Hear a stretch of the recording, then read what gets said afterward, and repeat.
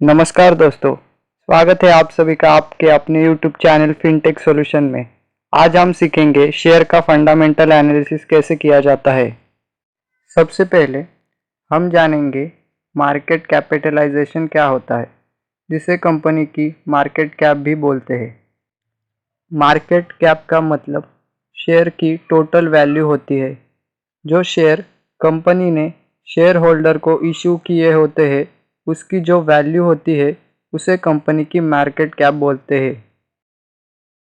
अब हम जानेंगे कि कंपनी की मार्केट कैप कैलकुलेट कैसे करते हैं।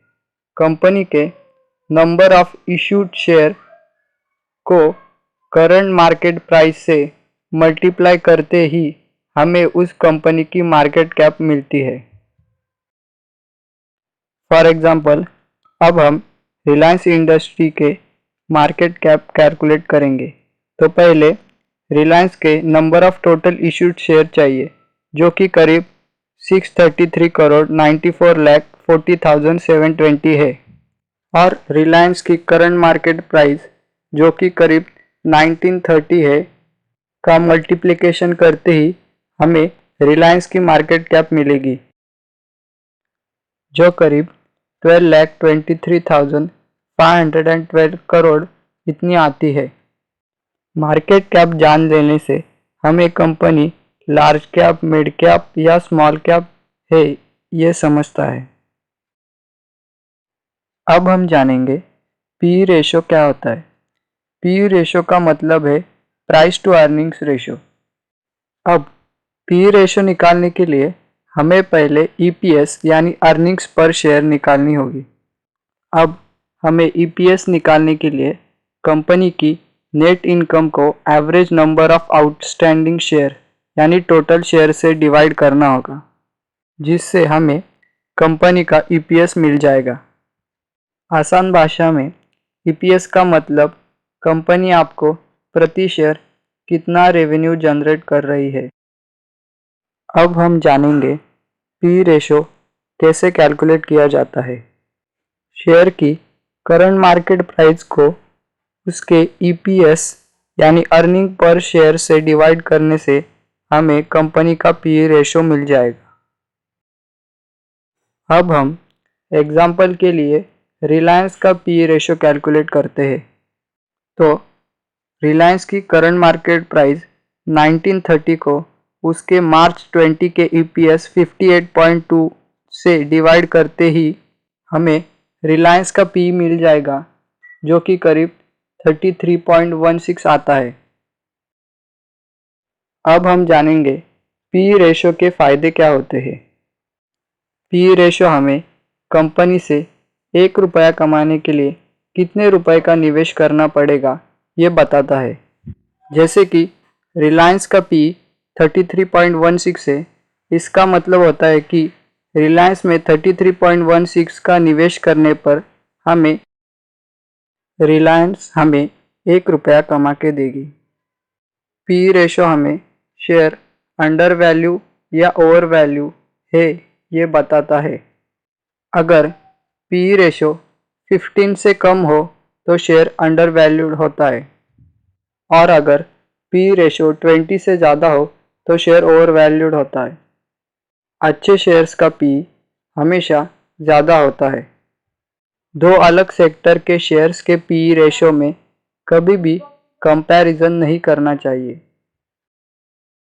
अब हम जानेंगे रिटर्न ऑन इक्विटी क्या है। रिटर्न ऑन इक्विटी ये एक ऐसा मापन है जिसमें शेयर होल्डर को उसके इन्वेस्टमेंट पर कितना रिटर्न मिलता है ये कैलकुलेट किया जाता है। रिटर्न ऑन इक्विटी कैलकुलेट करके आप एक अच्छे शेयर का चयन कर सकते हैं। अब हम जानेंगे आरओई यानी रिटर्न ऑन इक्विटी कैलकुलेट कैसे किया जाता है। तो पहले हमें कंपनी के प्रॉफिट आफ्टर टैक्स यानी जो कंपनी का टैक्स कट हो जाने के बाद मुनाफा आता है उसको शेयर होल्डर्स की इक्विटी से डिवाइड करते ही हमें कंपनी का रिटर्न ऑन इक्विटी मिल जाएगा। अब हम रिलायंस इंडस्ट्री का आरओई यानी रिटर्न ऑन इक्विटी कैलकुलेट करते हैं। तो पहले हमें रिलायंस का प्रॉफिट आफ्टर टैक्स लेना होगा, जो करीब 39,354 करोड़ है, जिसको रिलायंस की शेयर होल्डर्स इक्विटी जो करीब 4,46,992 करोड़ है उससे डिवाइड करना होगा और इससे हमें रिलायंस इंडस्ट्री की रिटर्न ऑन इक्विटी मिल जाएगी जो करीब 9% आती है। अब हम रिटर्न ऑन इक्विटी के उपयोग समझते हैं। अगर रिटर्न ऑन इक्विटी 15% से ज़्यादा है तो कंपनी अच्छी मानी जाती है और अगर कंपनी का रिटर्न ऑन इक्विटी 10% से कम है तो कंपनी की परफॉर्मेंस बुरी होती है। दिग्गज निवेशक वॉरेन बफे भी शेयर्स चुनते समय रिटर्न ऑन इक्विटी का उपयोग करते हैं। अब हम जानेंगे रिटर्न ऑन कैपिटल एम्प्लॉयड क्या है।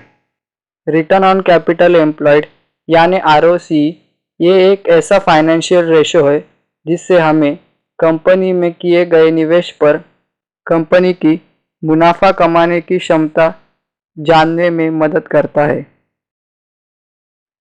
अब हम जानेंगे ROCE कैसे कैलकुलेट किया जाता है। तो पहले हमें earning before interest and tax लेना होगा, जिससे टैक्स और इंटरेस्ट कट नहीं किए जाते। अब हम EBIT को share holders equity plus long term debt plus short term debt से डिवाइड करेंगे तो हमें कंपनी का ROCE मिल जाएगा। यहाँ पर डेट का मतलब होता है शॉर्ट टर्म लोन या लॉन्ग टर्म लोन। अब हम रिलायंस इंडस्ट्री का ROCE कैलकुलेट करेंगे। तो पहले हमें रिलायंस की EBIT लेनी होगी जो करीब 88,474 करोड़ है। उसको रिलायंस की share holders equity, long term debt और शॉर्ट टर्म डेट जो कि करीब 7 लाख करोड़ है उससे डिवाइड करेंगे तो हमें रिलायंस का ROCE मिलेगा जो करीब 12.69% है। अब हम ROCE के उपयोग जानेंगे। ROCE हमें कंपनी की कार्यक्षमता और मुनाफा कमाने की क्षमता बताता है। ROCE अगर 20% से ज़्यादा हो तो कंपनी अच्छी मानी जाती है और अगर ROCE 15% से कम हो तो कंपनी की परफॉर्मेंस बुरी होती है। कंपनी का ROCE कम से कम लोन के इंटरेस्ट रेट से दोगुना होना चाहिए, जिससे कंपनी हमेशा अच्छे मुनाफे में रहेगी। Thank you guys for watching this video. हम शेयर मार्केट के ऊपर और भी ऐसा कंटेंट बनाते रहेंगे, तो प्लीज़ हमारे चैनल को सब्सक्राइब कर दीजिए, वीडियो को लाइक ज़रूर कर दीजिए और कमेंट कीजिए अपनी क्वेरीज को। आज के लिए इतना ही बस, धन्यवाद।